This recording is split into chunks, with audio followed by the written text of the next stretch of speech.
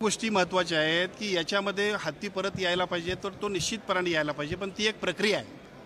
आम्हाला वाटतंय म्हणून यायला पाहिजे असं जर म्हटलं असतं तर एखादी गोष्ट ज्यावेळेला सरकार दरबारी असते त्यावेळेला जनभावनेचं प्रतीक म्हणून आम्ही सगळेजण जेवढ्या ताकदीने मांडतोय त्याच्यावरती लगेच निर्णय आपण घेऊ शकतोय. वनतारा मुळातच फ्रंट फूटवर नव्हतं. वनतारा हे बाल संगोपन केंद्र असतं तशा पद्धतीचं हत्ती संगोपन केंद्र आहे. त्यांना काही अधिकार नाहीत आणि त्यांचा याच्याशी काही संबंध नाही. सुप्रीम कोर्टानं ज्यावेळेला पेटाच्या निर्णयाप्रमाणे एखादा निर्णय घेतला तर तो कुठं ठेवावा त्यासाठी आता सध्याच्या काळामध्ये उपलब्ध असणारी एक यंत्रणा म्हणजे वनतारा. याच्यापेक्षा या वनताराला याच्यामध्ये काही महत्त्व नाही, त्यांचा याच्यात संबंध नाही. आणि असला तरी सुप्रीम कोर्ट मोठा आहे आणि केंद्र समाजाच्या किंवा कोल्हापूरवासियांच्या भावनांप्रमाणे वनतारातून आपली महादेवी किंवा माधुरी हत्तींची आमची आहे ती इकडे येण्यासाठी ज्या काय आवश्यक प्रक्रिया पार करायला पाहिजेत त्या प्रक्रिया पार करण्यासाठी आपल्याकडून सर्वतोपरी सहकार्य होईल अशा स्पष्ट पद्धतीचे सकारात्मक संदेश त्यांनी दिलेत की ज्याचा उपयोग आपल्याला होईल. आता भाग दुसरा आहे की या सगळ्यामध्ये आपल्या सगळ्यांना अपेक्षित आहे की कुठल्याही परिस्थितीमध्ये आपल्या नांदी मठाचा जो हत्ती आहे तो आपल्याकडे परत यायला पाहिजे. सगळ्या जनमानसांची भावना लक्षात घेऊन दोन्ही खासदारांनी केंद्रीय मंत्र्यांकडे केलेल्या शिफारशीनंतर सकारात्मक पद्धतीनं शासनाचा ॲफिडेविट सादर करण्यासाठी सुद्धा आम्ही सगळेजण प्रयत्न करू. कोल्हापूरवासियांच्या भावना केंद्रीय आमच्या वनमंत्र्यांच्या माध्यमातून सुप्रीम कोर्टामध्ये सुद्धा देण्याबद्दल आमचे दोन्ही खासदार आणि आम्ही सगळेजण प्रयत्न करतोय, ज्याच्या माध्यमातून कोणत्याही परिस्थितीमध्ये आपल्याला अपेक्षित असणार जी काय महादेवी हत्ती आपल्याकडे यायला पाहिजे, आपल्या नांदी मठामधला पूर्वीपार जो काही परंपरा आहे त्या पद्धतीने येण्यासाठी शासनाकडे आणि शासनाच्या माध्यमातून सुप्रीम कोर्टामध्ये सुद्धा अतिशय ताकदीने आणि शक्तीने आपण प्रयत्न करूया. परंतु कुठल्याही परिस्थितीमध्ये एखादी गोष्ट ज्यावेळेला सुप्रीम कोर्ट निर्णय घेते त्यावेळेला फक्त जनभावना महत्त्वाची नाही, जनभावने इतकीच लीगल प्रोसेस महत्त्वाची आहे आणि ती लीगल प्रोसेस करणं गरजेचं आहे.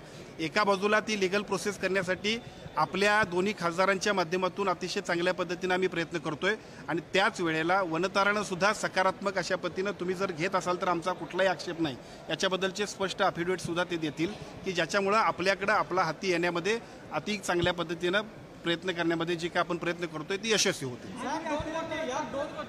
दोन गोष्टी आहेत. एक तर हत्ती खरंच परत येणार आहेत का आणि या बैठकीतून महाराज नाराज होऊन गेलेले आहेत. दोन्ही गोष्टी महत्त्वाच्या आहेत की याच्यामध्ये हत्ती परत यायला पाहिजे तर तो निश्चितपणाने यायला पाहिजे, पण ती एक प्रक्रिया आहे. आम्हाला वाटतंय म्हणून यायला पाहिजे असं जर म्हटलं असतं तर एखादी गोष्ट ज्यावेळेला सरकार दरबारी असते त्यावेळेला जनभावनेचं प्रतीक म्हणून आम्ही सगळेजण जेवढ्या ताकदीने मांडतोय त्याच्यावरती लगेच निर्णय आपण घेऊ शकतोय. परंतु इथं सुप्रीम कोर्टामध्ये मॅटर असल्यामुळं सुप्रीम कोर्टाकडे आपण सकारात्मक ॲफिडेविट दाखल करणं, केंद्र शासनाच्या वन विभागाचं सकारात्मक अशा पद्धतीचं ॲफिडेविट आणि त्यांच्याकडून प्रयत्न होतील, त्यामुळे निश्चितपणे आपल्या प्रयत्नाला यश येईल. महाराज नाराज होऊन गेले नाहीत. महाराजांचं असं म्हणणं आहे की आपल्या भूमिका ज्या आहेत त्या समाजासमोर सुद्धा ते बोलतील. शेवटी एखादी भूमिका घेत असताना ती भूमिका समाजासमोर मांडली पाहिजे आणि ते त्यांचं कर्तव्य आहे, त्यामुळे त्यांची भूमिका बरोबर आहे. पालकमंत्री म्हणून मी आणि दोन्ही खासदार आणि आमचे सगळे लोकप्रतिनिधी आम्ही सगळेजण त्या सगळ्यांच्या झालेल्या चर्चेचा सारांश तुम्हाला सांगतोय की ज्या सारांशाच्या माध्यमातून आपल्या सगळ्यांची जनभावना आणि त्या जनभावनेचं एकूण अपेक्षित असणारं जे काय एकूण फायनल रिझल्ट आहे की कुठल्याही परिस्थितीमध्ये नांदी मठाचा हत्ती आपल्याकडे परत आला पाहिजे. त्यासाठी दोन्ही बाजूनं एका बाजूला राज्य शासना केंद्र शासनाच्या वतीनं आपल्याला सुप्रीम कोर्टात मांडणी करावी लागणार आहे, ती पॉझिटिव्ह मांडणी होईल आणि वनतारा सुद्धा त्याच्यामध्ये सकारात्मक पद्धतीने आपल्याला संमती देणार.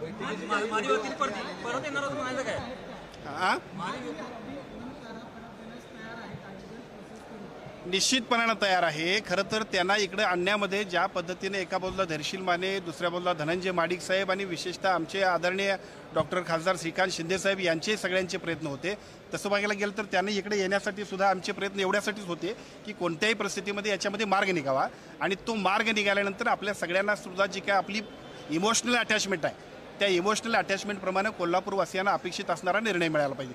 तो निर्णय मिळण्यासाठीची प्रक्रिया सुरुवात झाली. फक्त इट्स अ लीगल प्रोसेस, त्यामुळे ह्या लीगल प्रोसेसला आपण पुढे जाऊ आणि कोणत्याही परिस्थितीत आपल्या सगळ्यांना ज्या पद्धतीची नांदी मठाची परंपरा आहे त्या पद्धतीची हत्ती आपला जो आहे तो आपल्याकडे राहण्यासाठीचे संपूर्ण निर्णय आपल्या पद्धतीनं करून घेण्यासाठीची प्रक्रिया आता दोन्ही बाजूनं सुरू झाली.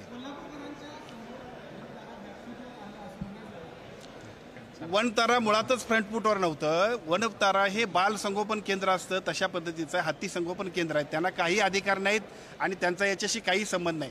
सुप्रीम कोर्टानं ज्यावेळेला पेटाच्या निर्णयाप्रमाणे एखादा निर्णय घेतला तर तो कुठं ठेवावा त्यासाठी आता सध्याच्या काळामध्ये उपलब्ध असणारी एक यंत्रणा म्हणजे वनतारा. याच्यापेक्षा या वनताराला याच्यामध्ये काही महत्त्व नाही, त्यांचा याच्यात संबंध नाही. आणि असला तरी सुप्रीम कोर्ट मोठा आहे आणि केंद्र शासन निश्चितपणे त्याच्यात आपल्या सगळ्यांच्या प्रयत्नानं, विशेषतः मी आपल्याला पुन्हा एकदा सांगेन, कारण काही लोकांच्या मनामध्ये ज्या शंका आहेत, अनेक वर्ष नागपंचमीचा जो काय 32 शिराळ्यातला जो काय आपण सगळेजण नागपंचमीचा उत्सव होता तो बंद होता, परंतु केंद्र शासनानं सकारात्मक भूमिका घेतल्यामुळं याच वर्षी नागपंचमी पूर्वीप्रमाणेच इथं सुरू झाली. त्यामुळे मला असं वाटतं की आजचा सुद्धा जो निर्णय आहे तशाच पद्धतीने करण्यामध्ये आपण यशस्वी होणार आहोत.